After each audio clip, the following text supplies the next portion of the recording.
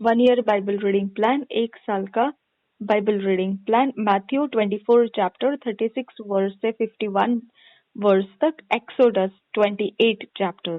1 साल का Bible reading plan, मत्ती रचित सुसमाचार 24 अध्याय 36 वचन से 51 वचन तक और निर्गमन की पुस्तक 28 अध्याय। हम इंग्लिश में पढ़ेंगे किंग जेम्स वर्जन में से, हिंदी में पढ़ेंगे बीएसआई बाइबल में से, गुजराती में पढ़ेंगे बीएसआई बाइबल में से।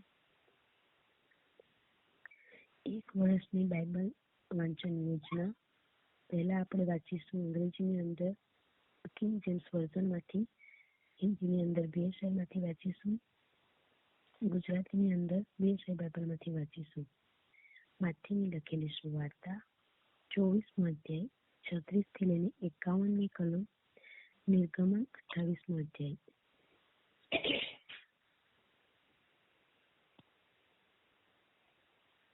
हम पढ़ेंगे Matthew 15 chapter to Matthew 24 chapter 36 to 51 verse. Ribanti kambo ohsike berreke siantu koboroko siandura.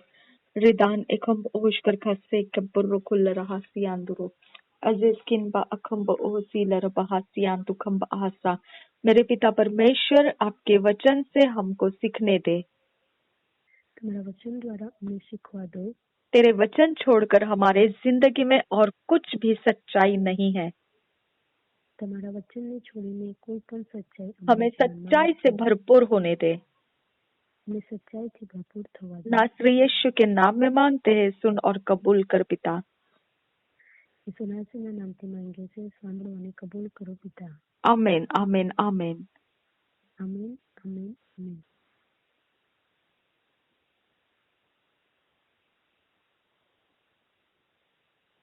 हम पढ़ेंगे मैथ्यू 24 चैप्टर 36 वर्स से आगे पढ़ते जाएंगे किंग जेम्स वर्जन में से।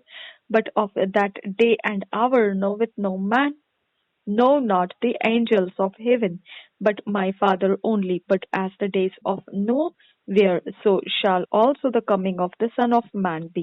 For as in the days that were before the flood, they were eating and drinking, marrying and giving in marriage until the day that Noah entered into the ark, and knew not until the flood came and took them all away, so shall also the coming of the Son of Man be.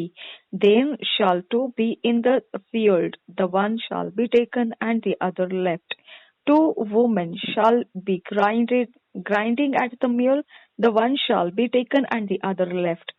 Watch therefore, for ye know not what hour your Lord doeth come. But know this, that if the good man of the house had known in what watch the thief would come, he would have watched and would not have suffered his house to be broken up. Therefore be ye also ready, for in such an hour as ye think not the Son of Man cometh. Who then is a faithful and wise servant, whom his Lord hath made ruler over his household, to give them meat in due season? Blessed is that servant, whom his Lord when he cometh shall find so doing. Verily I say unto you, that he shall make him ruler over all his goods.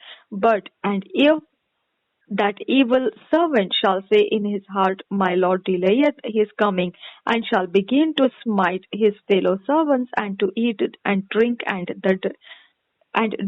with the drunken, the Lord of that servant shall come in a day when he looketh not for him, and in an hour that he is not aware of, and shall cut him asunder, and appoint him his portion with the hypocrites.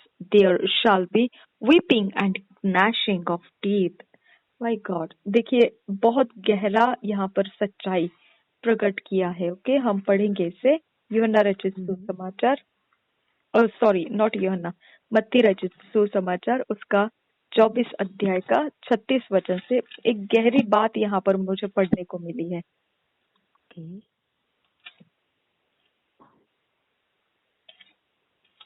हम पढ़ेंगे Hindi BSI Bible में से। मत्ती रचित सुसमाचार उसके 36 24 अध्याय के 36 वचन से पढ़ते जाएंगे आगे। जागते रहो, उस दिन उस घड़ी के विषय, उस दिन और उस घड़ी के विषय में कोई नहीं जानता, न स्वर्ग के दूत और न पुत्र, परंतु केवल पिता। जैसे नूह के दिन थे वैसा ही मनुष्य के पुत्र का आना भी होगा। क्योंकि जैसे जल प्रलय से पहले के दिनों में जिस दिन तक कि नूह जहाज पर न चढ़ा, उस दिन तक लोग खाते पीते थे और उनमें विवाह होते थे, और जब तक जल प्रलय जाकर उन सबको बहा न ले गया तब तक उनको कुछ भी मालूम न पड़ा, वैसे ही मनुष्य के पुत्र का आना भी होगा। उस समय दो जन खेत में होंगे और एक ले लिया जाएगा और दूसरा छोड़ दिया जाएगा। दो स्त्रियां चक्की पीसती रहेगी, एक ले ली जाएगी और दूसरी छोड़ दी जाएगी। इसलिए जागते रहो, क्योंकि तुम नहीं जानते कि तुम्हारा प्रभु किस दिन आएगा।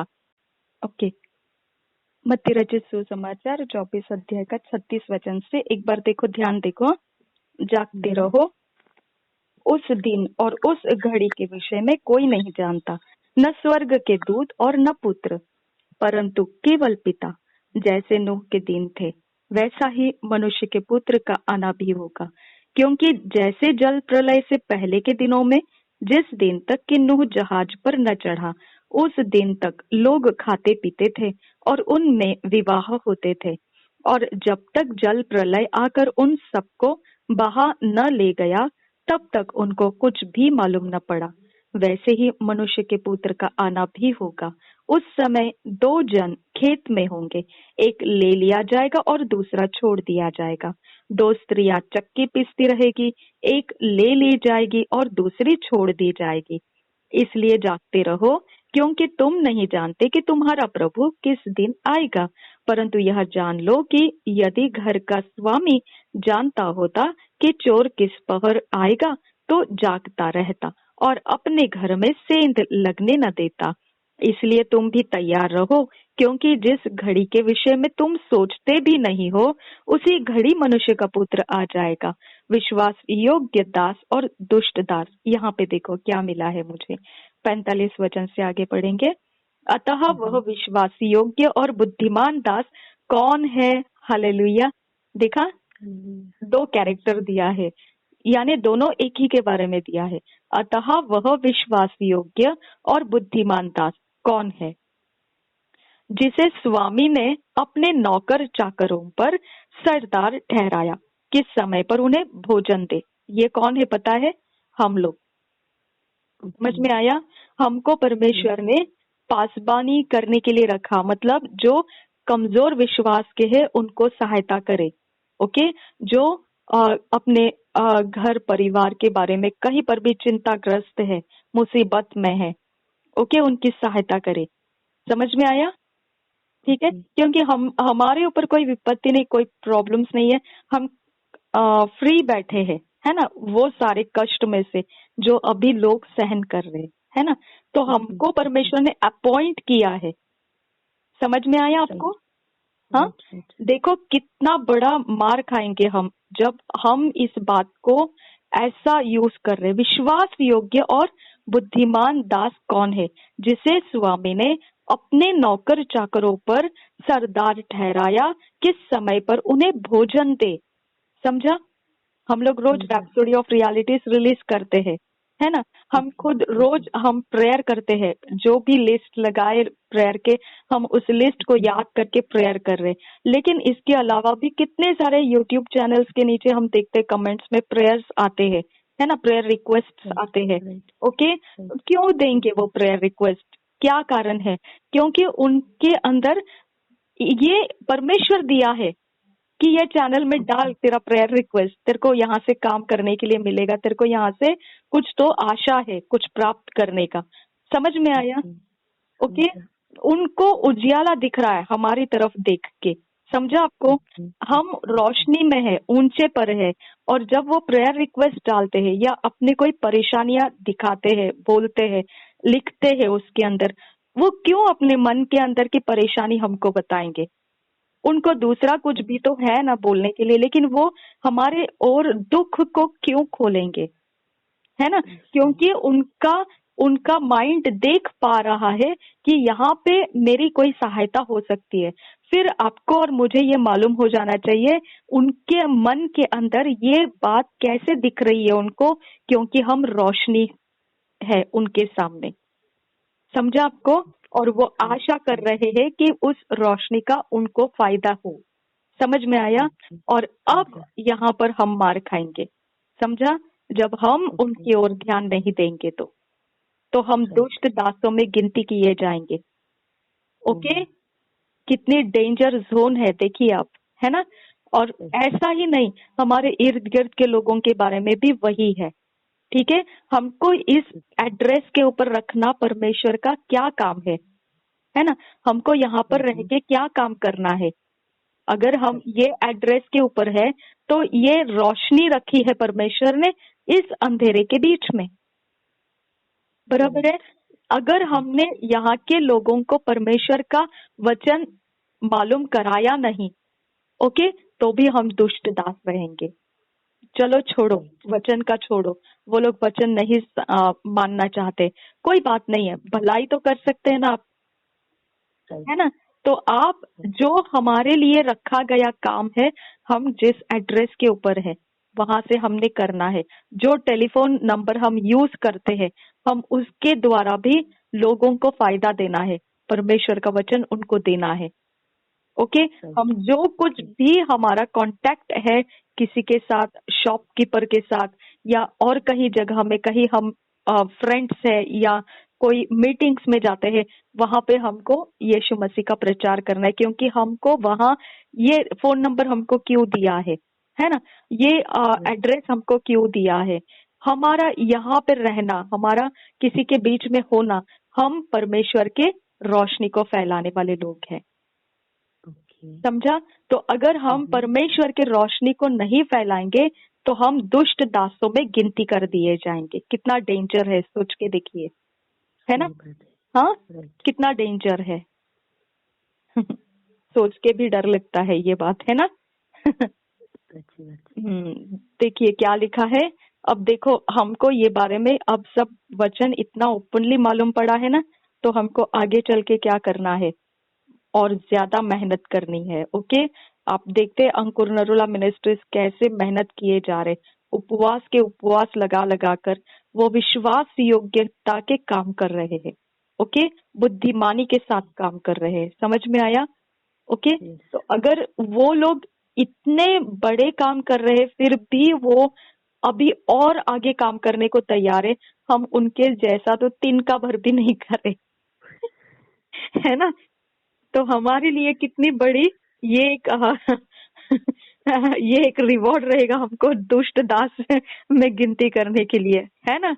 रोज सुबह उठते, नाश्ता करते, खाते पीते हैं, आराम करते हैं, ओके, और यहाँ वहाँ घूम के आते हैं, शॉपिंग करते हैं, बस आराम से घर में बैठ जाते हैं, इसको मिल लेते हैं, उसको फोन करते हैं, इसको फोन करते हैं, बस दिन खत्म। बराबर है ना? और फिर क्या है, थोड़ा सा हम कुछ ये वो प्रार्थना वगैरह करके दे देते हैं, कुछ भी, जैसे एक क्या बोलते हैं ना, स्नैक्स जैसा हम सेवा को दे देते हैं, है ना? तो स्नैक्स जैसा, तो वो क्या भोजन है क्या? उससे कोई न्यूट्रिशन मिलेगा क्या? नहीं, है ना? तो हम इस तरह से हमारे जीवन को जिए हैं, तो हमारे लिए ये एक बहुत बड़ा वार्निंग है, चेतावनी है। समझा? तो हमने आज ये समय समझ जाना है, ये चेतावनी है हमारे लिए। ओके? हम दुष्ट दास में गिनती कर दिए जाएंगे अदरवाइज। ओके? देखिए यहाँ पर क्या है, जिसे उसका स्वामी आकर ऐसा ही करते पाए, मैं तुमसे सच कहता हूँ, वह उसे अपनी सारी संपत्ति पर अधिकारी ठहराएगा। परंतु यदि वह दुष्ट दास सोचने लगे कि मेरे स्वामी के आने में देर है और अपने साथी दासों को पीटने लगे और पियक्कड़ों के साथ खाए पिए। समझा आपको? ओके? हमारा क्या है, हमारे जॉब के कलीग्स है ना, वो लोग तो इकट्ठे हमको होना पड़ता है। नहीं, हमारे रिश्तेदार है ना, वो लोग तो हमको इकट्ठे होना पड़ता है। ओके? वो भले ही आप इकट्ठे हो ना हो, क्या आप परमेश्वर की सेवा कर रहे हो उनके बीच में? ओके? ये तरह से है। ठीक है? और फिर हमारे साथ संगति के लोगों की हम क्या करते हैं, निंदा कर देते हैं। ये पास्टर ऐसा है, ये वो बिलीवर वैसा है, ये ऐसे है, वो वैसे है। ओके, तो हम एक दूसरे को उछाल देते हैं, है ना। तो ये सारी गलतियों का हमारे लिए बहुत बड़ा बोझ बनने वाला है। ओके, देखिए 50 वर्स क्या कहते हैं। तो उस दास का स्वामी ऐसे दिन आएगा जब वह उसकी बाट न जोहता हो, और ऐसी घड़ी जिसे वह न जानता हो। My God. ओके, तब वह उसे भारी ताड़ना देगा और उसका भाग कपटियों के साथ ठहराएगा। वहां रोना और दांत पीसना होगा, है ना, danger zone. Right right. Okay, तो दुष्ट दास नहीं बनना है। हमारा सुबह खुल गया तो हम ईमान रखते हुए परमेश्वर से असाइनमेंट लेके परमेश्वर के कामों में अपने आप को दे देना है।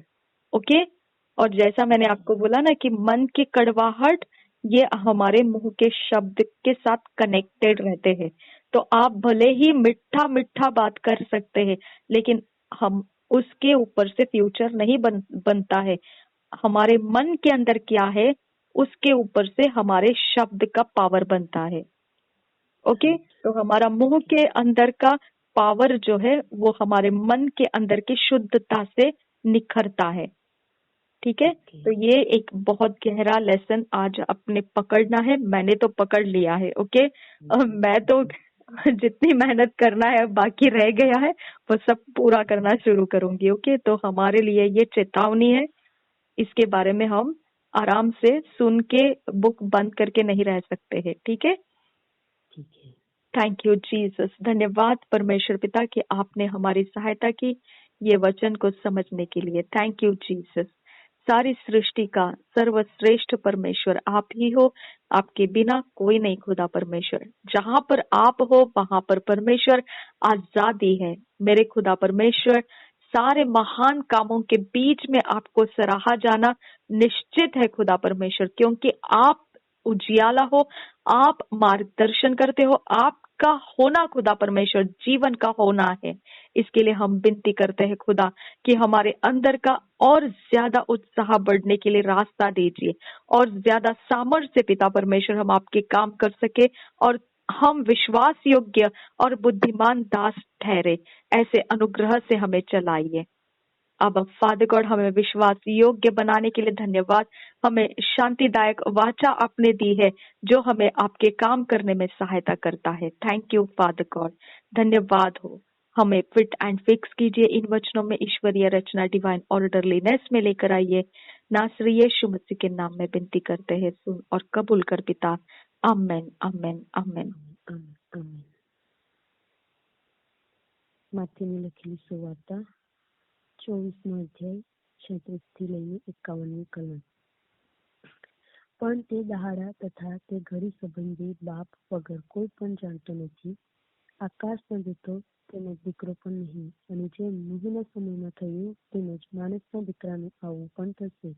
કેમ કે જેમ જલ પ્રલયની અગાઉ નૂહ વહાણમાં ચડી બેઠો ત્યાં સુધી તેઓ ખાતા પીતા અને પરણતા પરણાવતા હતા. અને જલ પ્રલય આવીને સહુને તાણી લઈ ગયો ત્યાં સુધી તેઓ ન સમજ્યા. તેમજ માણસના દીકરાનું આવું પણ થશે. તે વખતે ખેતરમાં બે માણસ હશે, એક લેવાશે અને બીજો પડતો મુકાશે. બે સ્ત્રીઓ ઘંટીએ દળતી હશે, એક લેવાશે અને બીજી પડતી મુકાશે. માટે જાગતા રહો, કેમ કે તમે જાણતા નથી કે કયા દિવસે તમારો પ્રભુ આવશે. પણ એ જાણો કે ચોર કયે પહોળે આવશે. એ જો ઘરધણી જાણતો હોત તો તે જાગતો રહેત ને પોતાના ઘરમાં તેને ખાતર પાડવા ન દેત. એ માટે તમે પણ તૈયાર રહો, કેમ કે જે ઘડીએ તમે ધારતા નથી તે જ ઘડીએ માણસનો દીકરો આવશે. તો જે ચાકરને તેના ધણીએ પોતાના ઘરનાને વખતભર ખાવાનું આપવા સારું પોતાના ઘરનો કારભારી ઠરાવ્યો છે, તેવો વિશ્વાસુ તથા બુદ્ધિમાન ચાકર કોણ છે? જે ચાકરને તેનો ધણી આવીને એમ કરતો દેખે તેને ધન્ય છે. હું તમને ખચિત કહું છું કે તે તેને પોતાની બધી સંપત્તિનો કારભારી ઠરાવશે. પણ જે કોઈ ભૂંડો ચાકર પોતાના મનમાં કહે કે મારા ધણીને આવતા વાર છે અને બીજા ચાકરોને તે મારવા તથા છાકટાઓની સાથે ખાવા પીવા લાગે, તો જે દહાડે તે તેની વાત જોતો નથી ને જે ઘડી તે જાણતો નથી તેવા વખતે તે ચાકરનો ધણી આવશે ને તે તેને કાપી નાખશે ને તેનો ભાગ ઢોંગીઓની સાથે ઠરાવશે, ત્યાં રડવું ને દાંત પીસવું થશે.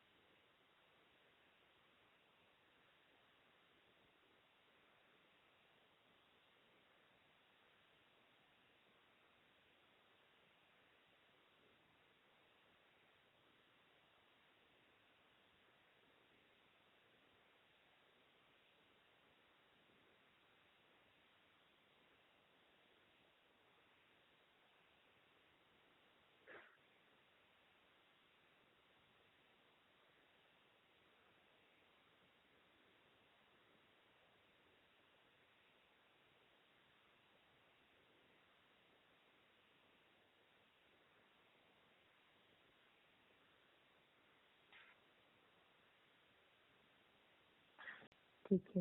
जो वचन हमने अभी पढ़ा, हाँ हाँ. बोलो. જે વચન આપણે વાંચ્યું, जिसमें हमने वचन के अंदर पढ़ा कि एक विश्वास योग्य दास, તેમાં આપણે વાંચ્યું કે એક વિશ્વાસ યોગ્ય દાસ, बुद्धिमान दास ऐसा कहा गया है. બુદ્ધિમાન દાસ એવું કહેવામાં આવ્યું છે. और जब इनके उदाहरण देते समय ऐसा बोला गया है कि कैसे क्या पहचानोगे आप. એનું ઉદાહરણ આપતી વખતે એવું કહેવામાં આવ્યું કે તમે કેવી રીતના એને ઓળખશો. अविश्वास योग्य और बुद्धिमान दास कौन है और दुष्ट दास कौन है. કેવી રીતના તમે ઓળખશો કે વિશ્વાસુ અને બુદ્ધિમાન દાસ કોણ છે અને દુષ્ટ દાસ કોણ છે. हाँ, यहाँ पे उदाहरण दिया है, तो यहाँ पे एक्चुअली देखने को हमारे लिए चेतावनी है. તો આપણે જોઈએ છીએ કે અહીંયા જે ઉદાહરણ આપ્યું છે તેના દ્વારા આપણને ચેતવણી આપવામાં આવી છે.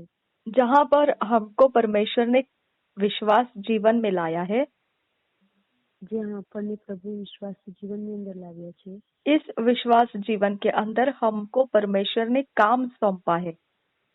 આ વિશ્વાસુ જીવનની અંદર પરમેશ્વરે આપણને કામ સોંપ્યું છે. हम सुबह उठते हैं और हम अपने पर्सनल कामों में व्यस्त हो जाते हैं. આપણે સવારે ઉઠીએ છીએ અને પોતાના વ્યક્તિગત કામોની અંદર વ્યસ્ત થઈ જઈએ છીએ. हम अपने व्यक्तिगत समय को बिताना शुरू कर देते हैं. અને આપણે આપણા વ્યક્તિગત સમયને પસાર કરવાનું ચાલુ કરી દઈએ છીએ. और फिर हम देखते हैं कि लोग हमको बोलते हैं हमारे लिए प्रार्थना करो. અને પછી આપણે જોઈએ છીએ કે લોકો આપણને કહે છે કે આપ અમારા માટે પ્રાર્થના કરો. या फिर लोग देखते हैं कि हमारे द्वारा उनकी सहायता हो. અને લોકો જોઈએ છે કે આપણા દ્વારા એ લોકોની મદદ થશે. ऐसा अलग अलग तरह से परमेश्वर लोगों को हमारी तरफ देता है. આવી રીતના અલગ અલગ કારણોસર લોકોને પ્રભુ આપણને આપે છે. हम क्या करते हैं उनके लिए. અને આપણે શું કરીએ છીએ એ લોકોને માટે. क्या हम उनके जरूरतों को तुच्छ जानते हैं. શું આપણે એ લોકોની જરૂરિયાતને આપણે તુચ્છ ગણીએ છીએ. क्या उनकी हम सेवा करते हैं या उनको हम धकेल देते हैं दुष्टता के साथ. શું તમે એમની સેવા કરો છો કે પછી એ લોકોને ધકેલી દો છો દુષ્ટતાની તરફ. हम उनको समय नहीं देना चाहते क्योंकि हमारे पास व्यक्तिगत काम है. આપણે એવોને સમય નથી આપવા માંગતા કારણ કે આપણી પાસે આપણને વ્યક્તિગત સમય જોઈએ છે. हम किस प्रकार से बर्ताव करते हैं जो लोग हमारे पास जरूरत से आए हुए होते हैं. આપણે કેવો વ્યવહાર કરીએ છીએ જે લોકો આપણી પાસે આવે છે પોતાની જરૂરિયાતોને માટે. चाहे वो आत्मा के बातों से हमें प्रार्थना के लिए आए होंगे या कोई शारीरिक दुर्बलता के कारण वो हमसे कोई सहायता लेने के लिए आए होंगे. हम कैसे बर्ताव करते हैं उनके साथ. આત્માની બાબતોની અંદર તે આપણી મદદ લેવા માટે આવ્યા હશે અથવા તો શારીરિક બાબતોની અંદર તેઓ આપણી પાસે મદદ લેવા માટે આવ્યા હશે. તો આ બંને બાબતોમાં આપણે એ લોકોની સાથે કઈ રીતે વ્યવહાર કરીએ છીએ, કઈ રીતે મદદ કરીએ છીએ. ये हमारा फैसला हो जाता है कि हम विश्वास योग्य और बुद्धिमान दास है या दुष्ट दास है. આના દ્વારા એ સાબિત થઈ જાય છે કે આપણે બુદ્ધિમાન દાસ છીએ કે પછી એક દુષ્ટ દાસ છે. अगर हमने परमेश्वर का भय रखते हुए हम इन सभीयों के ऊपर परमेश्वर के वचन के साथ सेवा की, दया के साथ उनकी जरूरतों को पूरा किया तो हम विश्वास योग्य और बुद्धिमान हैं। એમણે આપેલા હરેક વિષયોને માટે આપણે મન લગાવીને પ્રાર્થના કરી અને એના પર આપણે સેવા કરી તો આપણે उनके जरूरतों को परमेश्वर का भय रखते हुए अगर दया के साथ पूरा करके दिया तो भी हम बुद्धिमान और विश्वास योग्य दास हैं। એમની જરૂરિયાતોને આપણે દયાની સાથે પૂરી કરીને આપીએ તો છતાં પણ આપણે બુદ્ધિમાન અને વિશ્વાસયોગ્ય દાસ છીએ। हाँ, नहीं तो हम दुष्ट दास हो जाएंगे। नहीं तो આપણે दुष्ट दास बनी और जाएंगे। यही दुष्ट दास के बारे में बहुत खतरनाक पनिशमेंट दिया है यहाँ पर। અને એ दुष्ट દાસની માટે તો ખૂબ જ यहाँ पर 51 वचन में આપવામાં આવી છે। 51 वचन में लिखा है, उसे भारी ताड़ना देगा और उसका भाग कपटियों के साथ ठहराएगा, वहाँ रोना और दांत पीसना होगा। માથેની લખેલી સુવાર્તા 24 અધ્યાય અને 51 કલમની અંદર લખવામાં આવ્યું છે તે તેને કાપી નાખશે ને તેનો ભાગ ગંભીરની સાથે ઠરાવશે, ત્યાં રડવું ને દાંત પીસવું થશે। ठीक है, थैंक यू जीसस। धन्यवाद करते हैं प्रभु यीशु मसीह, आपने हमारी सारी जरूरतों को पूरा किया। તમે અમારી હરેક જરૂરિયાતોને પૂર્ણ કરી છે। इन वचनों के अनुसार हमें फिट एंड फिक्स कीजिए। આ વચનો પ્રમાણે અમને ફિટ અને ફિક્સ કરો। ईश्वरीय रचना के अनुसार लेकर आइए। ઈશ્વરીય રચનાની જેમ અમને લઈને डिवाइन ऑर्डरलीनेस में लेकर आइए। ડિવાઇન ઓર્ડરનેસની અંદર તમે અમને नासरी यीशु मसीह के नाम में विनती करते हैं। यीशु नासरीના નામથી માંગીએ છીએ। सुन और कबूल कर पिता। સાંભળો કબૂલ કરો પિતા। Amen, amen, amen. Amen, amen, amen.